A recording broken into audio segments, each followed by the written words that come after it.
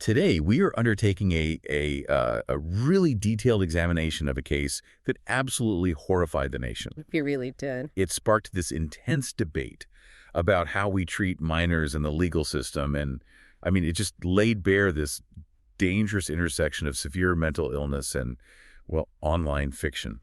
We're focusing on the 2014 attempted murder in Waukesha, Wisconsin. You probably know it as the Slender Man stabbing. And for this conversation, it's just so important to approach it with immense care and, nuance. Absolutely. What makes this Waukesha incident so uniquely tragic and just so profoundly disturbing is the age of everyone involved. They were children. All of them. The victim, Peyton Leutner, and the two perpetrators, Morgan Geyser and Anissa Weir, were all just 12 years old when this happened. It's hard to even fathom. It is. And before we get into any of the facts, we really have to just pause and acknowledge the continuing pain and the trauma that Peyton Leutner and her family have experienced. Their lives were, they were irrevocably changed. It's a story of immense suffering, but also ultimately of just remarkable resilience. We absolutely have to keep that perspective right at the forefront of this whole conversation. So, okay, let's go directly to the initial facts. On May 31st, 2014, Peyton Leutner was lured into a densely wooded part of a local park. And stabbed a staggering 19 times. 19 times. And when the authorities apprehended the girls, what was the explicit motive for this brutal, nearly fatal act? The motive was derived entirely from their shared intense immersion in online horror fiction. Specifically, Slender Man. Specifically, the mythology of Slender Man. They confessed that they believed this murder was a necessary act, a sacrifice. A sacrifice for what, exactly? What did they think it would accomplish? They believed that by killing their friend, they would achieve two goals. First, they thought it would appease Slender Man, prevent him from harming them or their families. And the second goal? The second was to actually prove his existence to the world and to themselves, and maybe even become his proxies or his servants. So they could go to his mansion? That was the idea. To gain access to this imagined mansion. It Yeah. was, for them, an offering that was meant to bridge the gap between their fantasy world and our reality. So that sets the context for our examination today. Yeah. We really need to dissect the timeline leading up to the attack, explore the truly complex legal tightrope that was walked here. When you have severe mental illness intersecting with the severity of a crime like this committed by a minor, it's almost an impossible situation. It is. And we need to trace the significant cultural and legal reverberations that this event has caused right up to the present day, because this case is, as we'll see, far from over. Let's start by establishing the dynamic between the girls before this. This fiction became a shared, dangerous delusion. Our sources showed that Peyton Leutner, who went by the nickname Bella at the time, she and Morgan Geyser were, by all accounts, just typical childhood best friends. They were close from a very early age. But the equilibrium of that friendship really changed when Anissa Weir entered the picture. How so? Well, Weir and Geyser, they bonded powerfully, not over typical school things, but because they lived in the same apartment building. So proximity. Proximity was a factor, but more importantly, they shared this consuming, intense interest in creepypasta. For listeners who might not be deeply familiar, maybe we should just quickly define creepypasta in this context. Sure. Creepypasta is essentially modern digital folklore. It's horror fiction that gets circulated widely on the internet, often anonymously, and it's presented as if it were true, like urban legends for the digital age. Exactly. Ghost stories for the internet. And Slender Man is, without a doubt, the most famous example of this. A tall, faceless man in a suit who stalks children. Right. Stalks and abducts people, particularly children. And Weir and Geyser's shared interest in this, especially in Slender Man, it began around December of 2013, so about 6 months before the attack. And here's the crucial part. The sources really highlight the fundamental difference in perspective held by the victim. Peyton Leutner did not share this interest at all. No, not at all. In fact, she found the Slender Man character profoundly horrifying. That contrast really is the fault line of this whole tragedy, isn't it? It is. For Peyton, it was entertainment that scared her, like a scary movie. But for Geyser and Weir, that boundary between what's fiction and what's reality, it dissolved. They truly believed he was a real physical entity. They genuinely believed Slender Man was a corporeal being who would harm them, or worse, harm their families, if they failed to perform a significant act of devotion. And that act was the sacrifice of their friend. This wasn't just a fantasy. It was a shared delusion that escalated into a premeditated crime. And this clearly was not a crime of passion. It wasn't a spontaneous outburst. The depth of the sources confirms they had been seriously contemplating this for months. For months. What did their confessions reveal about the failed earlier attempts to carry out the murder? Well, the initial planning shows this chilling persistence. They had multiple versions of the plan that failed simply because the opportunity wasn't right or because of their own apprehension at the last second. Like what? What were some of the other plans? They confessed to considering murdering Leutner while she was sleeping during the sleepover they held that weekend. Which was the night before the attack. The night before. They also considered trying to do it in a bathroom at a local public place. When those ideas didn't materialize, they finalized the plan for the next morning, choosing the hide-and-seek strategy in the park as the way they'd do it. The fact that they discussed these options, abandoned them, and then just settled on a new method, it just demonstrates this meticulous, escalating commitment to violence. It's a very clear indication of premeditation. So that brings us to the morning of May 31st, 2014, in the heavily wooded Davids Park near Waukesha. How did they use an innocent game like hide-and-seek to isolate and ultimately pin down Peyton Leutner? They leveraged the trust that existed between them. Leutner later recounted that once they were deep in the woods, Anissa Weir told her to lie down and cover herself with sticks and leaves. Why? What was the reason they gave her? Supposedly to achieve the perfect camouflage for the game. This was the trick, the mechanism they used to immobilize her, or at least distract her. And once she was on the ground and covered, they attacked. And the attack itself was, the word savage comes to mind. It involved a 5-inch kitchen knife. It did. They stabbed Peyton 19 times. Across her torso, her arms, her legs. The sheer brutality of it, especially when you remember these were 12-year-old girls, it's difficult to comprehend. The severity of her internal injuries immediately told investigators this was an attempt to kill, not just to harm. The details surrounding her survival they're nothing short of miraculous, according to all the sources we reviewed. It really speaks to a razor-thin margin between life and death. It was devastatingly close. Of the 19 wounds, one in particular was almost immediately fatal. It missed a major artery near her heart by less than 1 millimeter. Less than a millimeter. Another stab wound perforated her diaphragm and caused extensive damage to her liver and her stomach. She needed 6 hours of emergency surgery to repair the arteries and the tissue damage. There was a quote from the surgeon, Dr. John Kellerman, that really captures it. Yes. He later made a statement that truly frames the near-fatal nature of the attack. He said, and I'm quoting here, "If the knife had gone the width of a human hair further, she wouldn't have lived." The width of a human hair, that gives you such a visceral understanding of the violence she endured. What did Geyser and Weir do immediately after the attack? After the stabbing, they told Peyton that they would go find help. Which was a lie. It was a complete lie. They abandoned her there in the woods. And this is another one of those crucial details that shows how severe their delusion was. It just completely overrode any sense of compassion or even self-preservation. They were focused entirely on their mission. To find the Slender Mansion. Exactly. But Peyton Leutner, despite these horrific injuries, she performed an incredible act of self-rescue. Absolutely. Her survival depended entirely on her own determination. Bleeding profusely, in agonizing pain, she managed to drag herself out of the dense woods and onto a bike path near the road. And that's where she was found. That's where a passing cyclist discovered her and immediately called 911.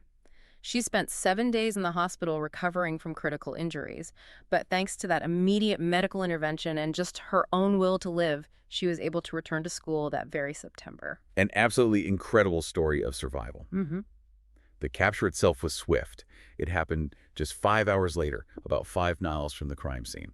And they were still carrying the knife, the 5-inch knife. When they were questioned, their motive was immediately confirmed, wasn't it? Oh, yes. When police apprehended them, they just told the officers flat out that they were walking to the Chequamegon-Nicolet National Forest. Which is, what, 200 miles away? About 200 miles away. They said that's where they believed they would find Slender Man's home, the Slender Mansion. Their commitment to this fantasy was absolute, even as they were being detained. And the initial interrogations, that's where the psychological profiles of the two girls really started to diverge, even though they shared the same fundamental delusion. What kind of picture did the investigators report? The sources show a very stark contrast. Morgan Geyser, who did the actual stabbing, she showed a profound lack of emotional response. No empathy during her questioning. She just seemed detached, almost concerned only with whether the sacrifice was effective. And Anissa Weir? Anissa Weir, on the other hand, while she was still maintaining that the act was necessary, she displayed visible guilt, remorse. You could see she was distressed over what they had done. And this initial difference really hints at the deeper psychiatric issues that would soon be uncovered, particularly for Morgan Geyser. And this leads us right into the heart of the case's complexity, Geyser's severe underlying mental illness. Before the attack, what kind of indicators of psychosis had already shown up in her life? The pretrial psychiatric evaluations uncovered a history of severe symptoms going all the way back to her early childhood. This was not a sudden break from reality that was caused by some internet story. This was something much deeper. Much deeper. It was a profound, lifelong disorder that was being exacerbated by the Slender Man obsession. Geyser disclosed a history of chronic visual and auditory hallucinations. What sort of things did she report seeing and hearing? Things like figures she believed were ghosts, seeing colors literally melting down the walls, and conversing with two long-standing imaginary friends she called Maggie and Sev. And the hallucinations became progressively more sinister as she got older, right? Exactly. She reported this recurrent hallucination of a shadowy figure, she called it, which she described as being the color of smoke and ink. That's terrifying. She claimed to see it standing silently behind her in mirrors or shifting around corners. And this is a critical point. While Slender Man provided the narrative, the script for her violence, these pre-existing, non-specific psychotic symptoms, they indicated a much deeper underlying condition. So what happened immediately after her arrest as the system was trying to figure out her fitness to stand trial? Her mental state just deteriorated rapidly. Her mother, Angie Geyser, later described her post-arrest behavior as floridly psychotic. What does that mean in practical terms? What was she doing? Correctional officers detailed highly erratic actions in detention. Geyser was frequently reported talking to herself, engaging in these bizarre, regressive behaviors like pretending to be a cat. Oh, cat. Yes, or attempting to keep ants as pets, and holding these extended, intense conversations with multiple fictional characters, not just Slender Man, but also Severus Snape from Harry Potter and Lord Voldemort. This extreme presentation, that's what led to the definitive diagnosis. It did. In October 2014, just a few months after the attack, Morgan Geyser received the diagnosis that shaped her entire legal path: early onset childhood schizophrenia. And that's a particularly rare and severe condition when it manifests so young. Extremely. It signals a profoundly disrupted ability to process reality. The sources, though, they indicate a critical failing in her subsequent treatment, which created a significant delay in actually addressing her psychosis. This is maybe the most damning indictment of the initial system response. For the first 20 months after her diagnosis, Geyser's treatment was described as alarmingly erratic and inadequate. Why was that? She was cycling in and out of acute psychosis because she was not being kept on a consistent regimen of antipsychotic medication. Yeah. And this period of inadequate treatment, it just significantly exacerbated her symptoms and ensured she remained completely unable to recognize the severity and reality of her crime. So when did that crucial change in her treatment finally happen, and what was the effect? It wasn't until November 2015, a full year and a half after the stabbing, that Geyser finally began a consistent long-term course of antipsychotic medication. And the change was significant. The change was profound.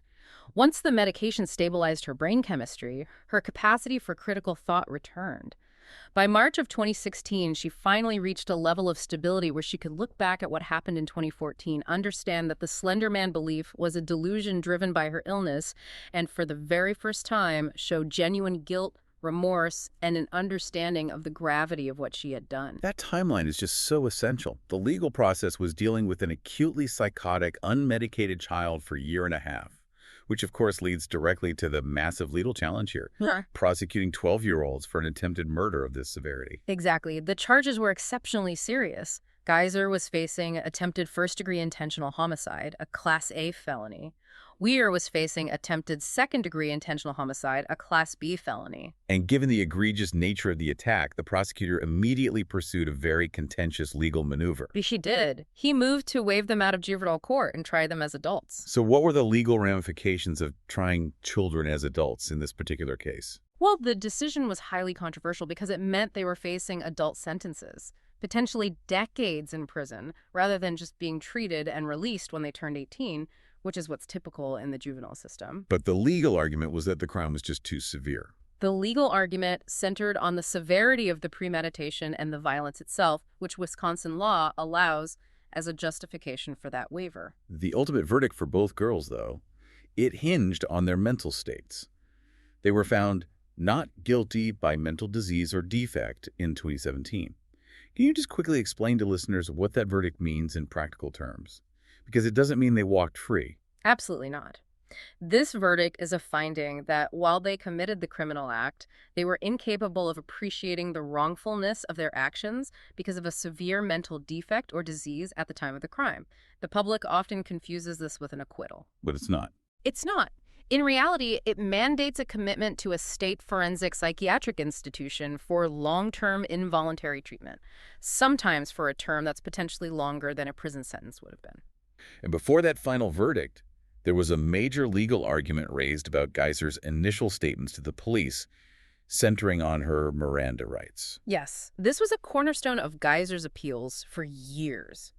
Her defense argued that her statements during that first interrogation should have been suppressed. On what grounds? On the grounds that, given her state of active florid psychosis at age 12, she lacked the legal competency to knowingly and intelligently waive her Miranda rights, her right to remain silent, and her right to a lawyer. The argument being that a child who is actively conversing with fictional characters and believes Slender Man is real couldn't possibly understand the weight of that process. Exactly. How could she? That was the argument. And what was the outcome of that appeal? Ultimately, the Wisconsin Supreme Court rejected those arguments in 2021.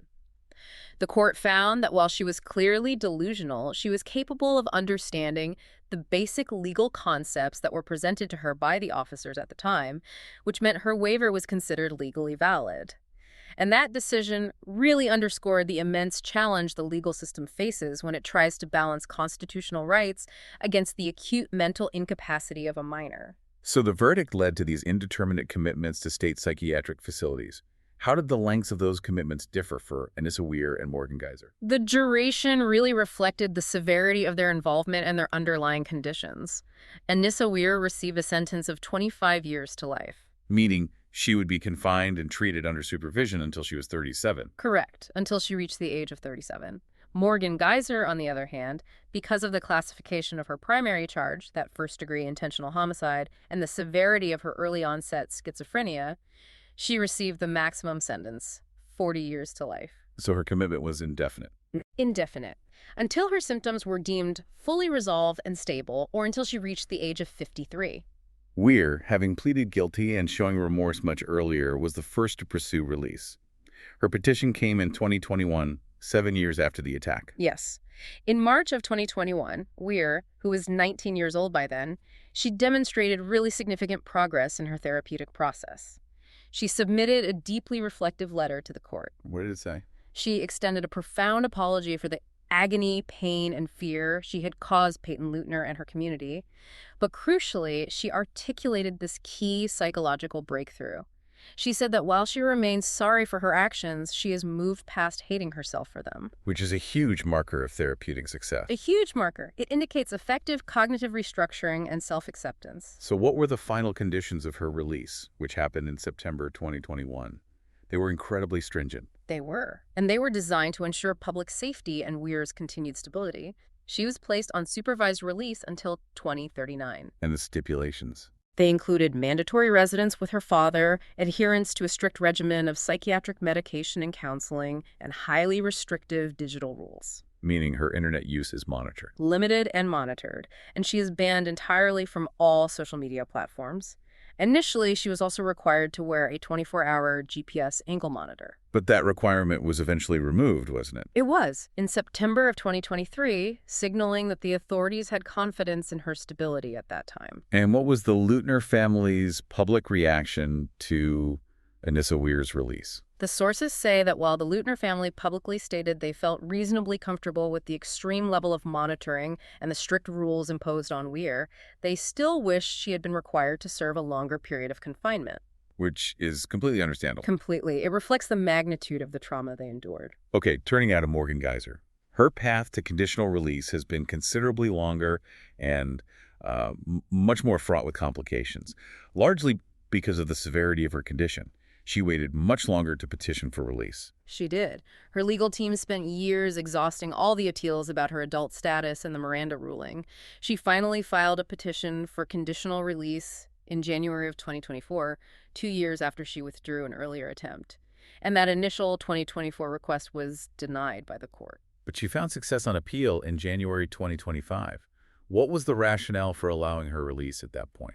The experts testified that after years of consistent, successful antipsychotic medication, Geyser had made considerable progress in stabilizing her schizophrenia and addressing her past delusions. They felt she had reached a point where the benefit of transitioning to a less restrictive, supervised environment outweighed the risk. Provided the supervision was robust. Exactly, as long as it was robust. It was also during this period, in January 2025, that Geyser made a significant personal transition. Yes, she began identifying publicly as a transgender male and initiated a social transition using male pronouns. It is important, though, for you to understand this fact in the context of the official documentation. What do you mean? Despite this personal declaration, court officials and most legal documents related to her ongoing supervision and release, they continued to use female pronouns. So that's something we have to note when we're discussing the public record. Her conditional release plan, however, almost immediately ran into serious trouble in February and March of 2025. This stemmed from reports of her behavior inside the facility. What were the nature of those allegations? These were highly alarming allegations. They caused the release plan hearing to be temporarily canceled. Reports surfaced detailing violent communication Geyser was allegedly having with a man outside the facility. And there was more. Yes. She was also found to be reading material that included specific references to sexual sadism and murder. And these details, naturally, raised massive concerns about whether her progress was genuine or just superficial. If these allegations were true, how could the psychiatric team still maintain that she was stable enough for release? This is a point of real friction in the sources. The 3 doctors who had previously evaluated her were brought back in to testify specifically on this issue, and they acknowledged the reading material was inappropriate and the communication was concerning. But they didn't think it was a deal breaker. They testified that these incidents, while they were concerning in terms of her judgment, did not indicate a relapse into active psychosis or a return of the Slender Man delusions. Their professional opinion was that she remained stable on her medication and was still suitable for conditional release, and the judge allowed the plan to move forward in March 2025. The final release plan was approved in July 2025 when Geyser was 22. What was the nature of her supervision? She was approved to leave the psychiatric hospital and live in a state-monitored group home. Her supervision period is significantly longer than Weir's. It lasts until 2058. That long supervision term ensures that even if she remains stable, the state maintains control over her residence, her employment, her medication for decades. For decades. However, actually implementing that plan proved to be exceptionally difficult, mainly due to resistance in the community about where she should live. Absolutely. The placement difficulties really highlight this conflict between rehabilitation goals and public safety concerns, and especially the safety of the victim.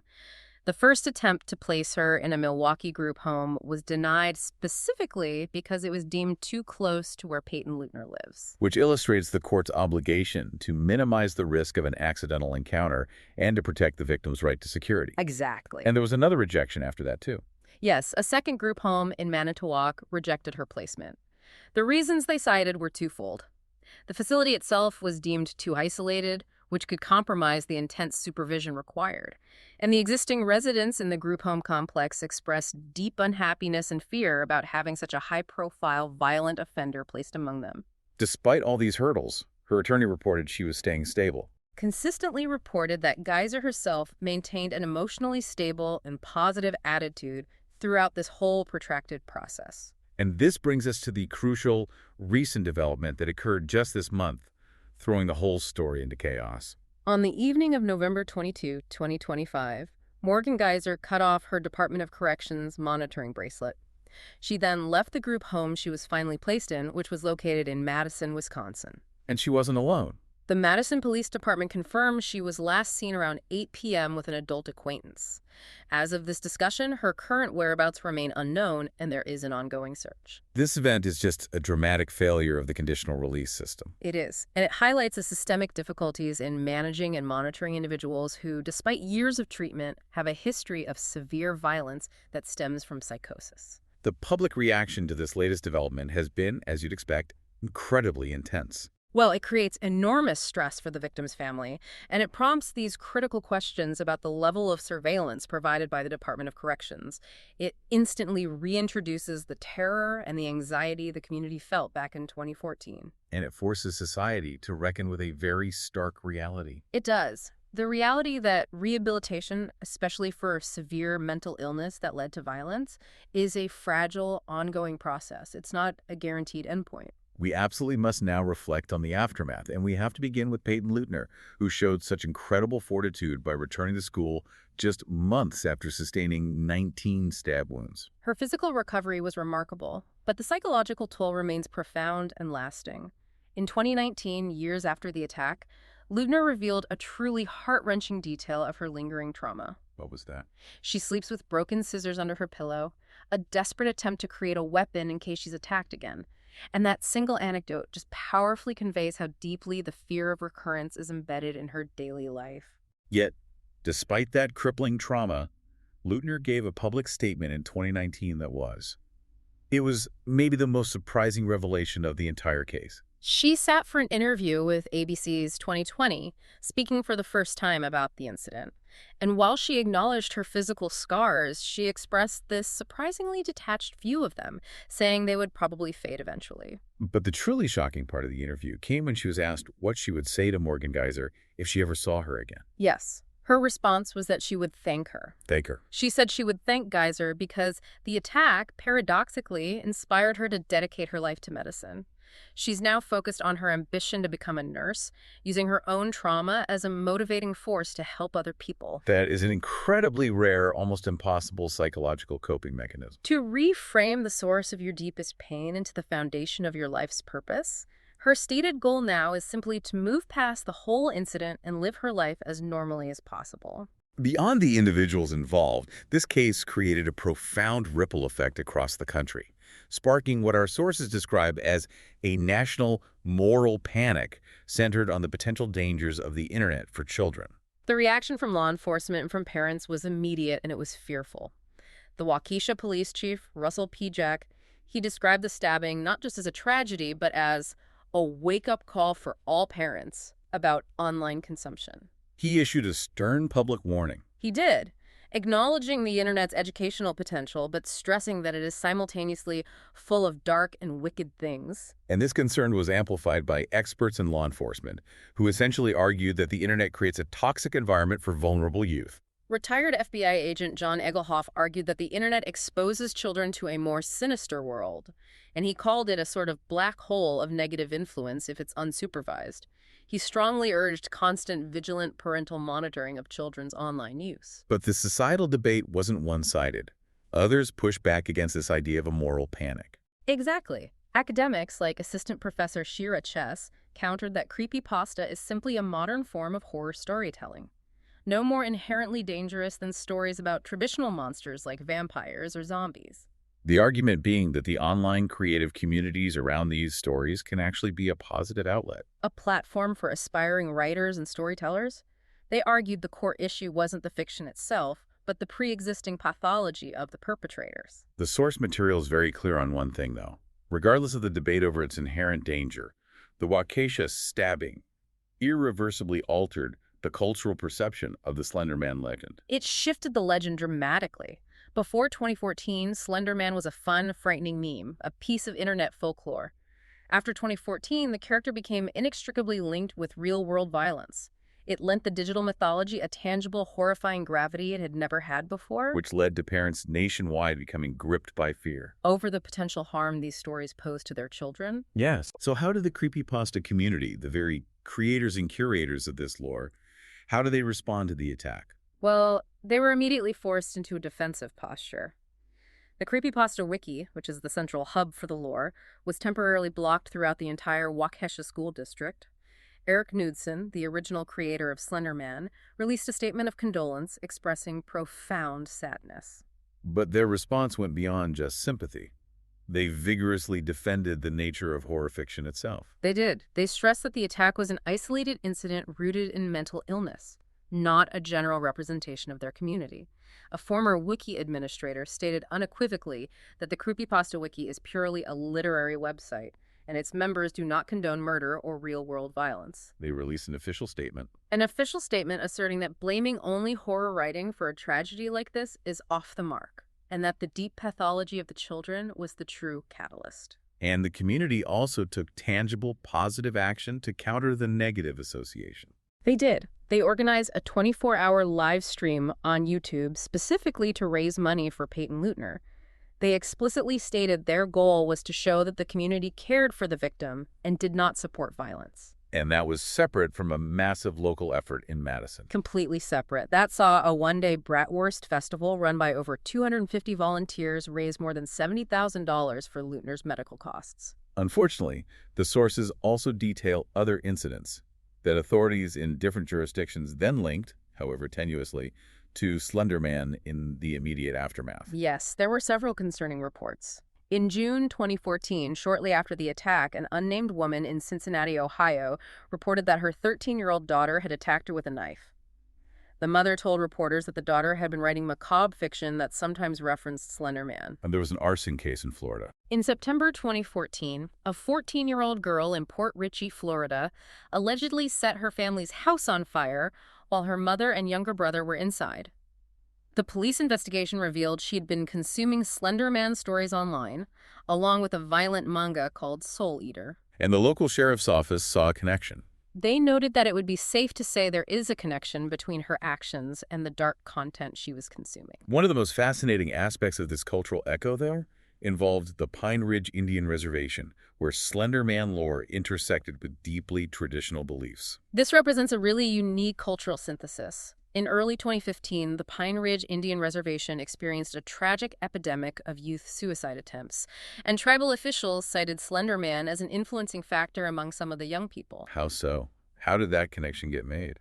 The Oglala Sioux tribe president connected the modern Slender Man icon to a traditional Native American belief in a suicide spirit, or the big man, a tall, malevolent figure associated with death. It suggested this cultural remix, where the potent, modern icon of Slender Man, introduced via social media, fused seamlessly with an established, dark, traditional myth that was already present in the community's folklore, and that intensified its impact. Finally, we should discuss the ethical controversy around the exploitation of this tragedy in pop culture, specifically the 2018 Slender Man film. The announcement and release of that film generated immediate, widespread public backlash. Bill Weir, Anissa Weir's father, he publicly condemned the film, stating it was extremely distasteful and arguing that capitalizing on the events would only extend the pain all three of these families have gone through. An advocacy group even organized a petition against it. Yes, Care 2. They labeled the film crass commercialism at its worst. And the opposition was strong enough that it had real commercial consequences. It did.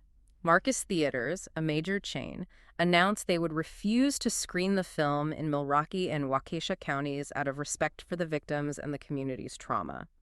And even though Sony tried to maintain the film, was based only on the general online popularity of the character, not the specific stabbing. The controversy forced their hand. It did.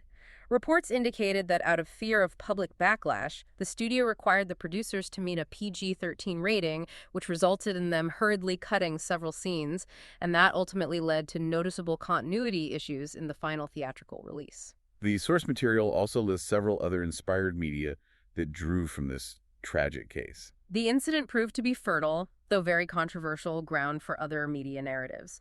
This includes the acclaimed 2016 HBO documentary Beware the Slender Man, which provided a crucial initial look into the girl's psychological states, and it also inspired several TV episodes like Law & Order, SVU's Glasgowman's Wrath and Criminal Minds' The Tall Man, and even fictional horror movies like Terror in the Woods and Mercy Black. Reviewing this entire harrowing story, from the moment of the attack to the massive legal battles and, of course, the recent escape, what are the key findings we really have to synthesize for everyone listening? Well, what stands out is this complex interplay of severe factors.